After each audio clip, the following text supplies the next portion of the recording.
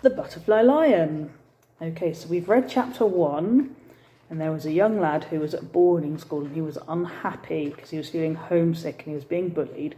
So he decided to run away, and he saw a car coming, so he's hiding in someone's garden. And do you remember he saw a big statue of a lion just before he came into the garden? Okay, so he's hiding in the garden. Let's start chapter 2.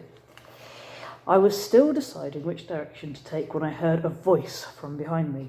"Who are you? What do you want?" I turned. "Who are you?" she asked again. The old lady who stood before me was no bigger than I was. She scrutinised me from under the shadow of her dripping straw hat. She had piercing dark eyes that I did not want to look into. "I didn't think it would rain," she said, her voice gentler. "Lost, are you?" I said nothing. She had a dog on a leash at her side, a big dog. There was an ominous growl in his throat and his hackles were all up along his back. She smiled.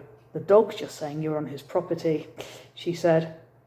She went on, pointing her stick at me accusingly. "Run away from that school, did you?" she said. "Well, if it's anything like it used to be, I can't say I blame you. But we can't just stand here in the rain, can we? You'd better come inside. We'll give him some tea, shall we, Jack? Don't worry about Jack. He's all bark and no bite." Looking at Jack, the dog, I think. I found that hard to believe. I don't know why, but I never for one moment thought of running off. I often wondered later why I went in the house with her so readily. I think it was because she expected me to and willed me to somehow. I followed the old lady and her dog up to the house, which was huge as my school. It looked as if it had grown out of the ground. There was hardly a brick or a stone or a tile to be seen. Here we go, look. There's a picture of the boy talking to the girl. The boy talking to the girl, boy talking to the old lady. And the dog. See it? Okay, so the house, and there's not a stone or a tile to be seen because the entire building was smothered in red creeper, and there were a dozen ivy-clad chimneys sprouting skywards from the roof. We sat down close to the stove in a vast vaulted kitchen.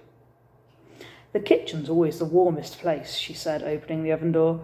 "We'll have you dry in no time. Scones?" she went on, bending down with some difficulty and reaching inside.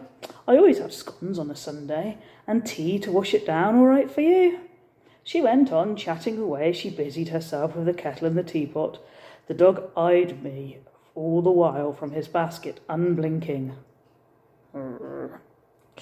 "I was just thinking," she said, "you'll be the first young man I've had in this house since Bertie."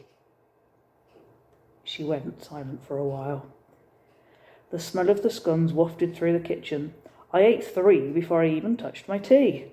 They were sweet and crumbly and succulent, with melting butter. She talked merrily again to me, to the dog, I wasn't sure which. There we go, that's the boy and the lady talking.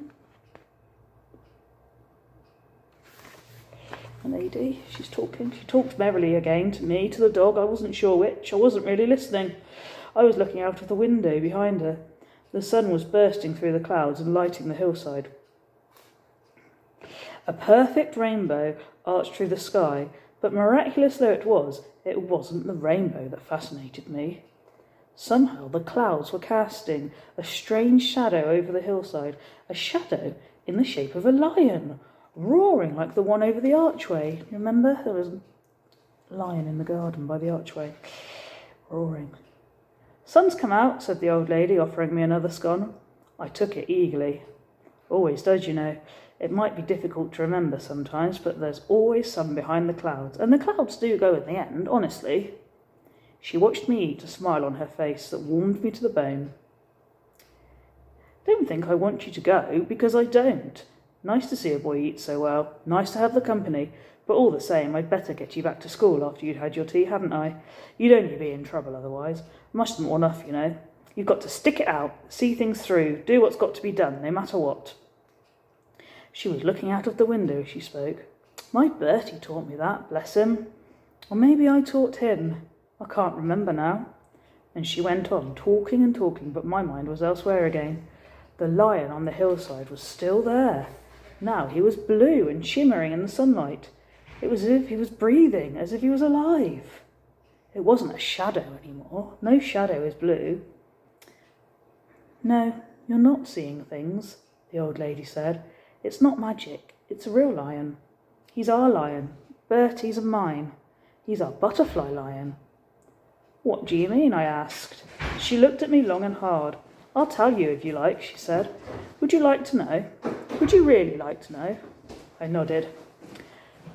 Have another scone first and another cup of tea, and then I'll take you to Africa, where our lion came from, where my Bertie came from too. Bit of a story, I can tell you. You ever been to Africa? No, I replied. Well, you're going, she said. We're both going. And suddenly, I wasn't hungry anymore. All I wanted now was to hear her story. She sat back in her chair, gazing out of the window. She told it slowly, thinking before each sentence, and all the while she never took her eyes off the butterfly lion. Neither did I. You can see him in this picture, just there. Like a blue shadow it was, they said. Oh, cool. That's the end of chapter 2.